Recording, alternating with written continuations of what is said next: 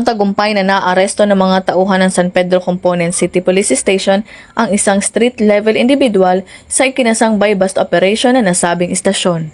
Kinilala ang suspect na si alias RF, residente ng Binyan City, Laguna. Naaresto si alias RF matapos magbenta ng hinihinalang shabu sa pulis na nagpanggap bilang pusher buyer kapalit ang buy-bust money.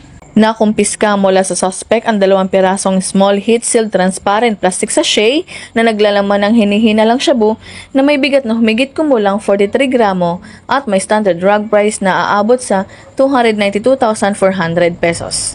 Isang pirasong 500 peso bill bilang buy-bust money, isang pirasong 100 peso bill, recovered money at isang coin purse.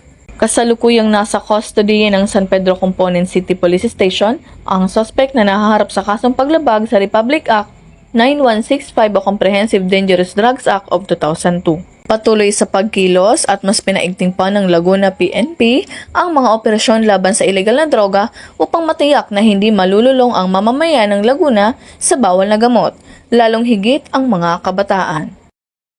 Mula rito sa Calabarzon, ako ang inyong Police News Network correspondent, Patrolwoman Mary May Sartorio.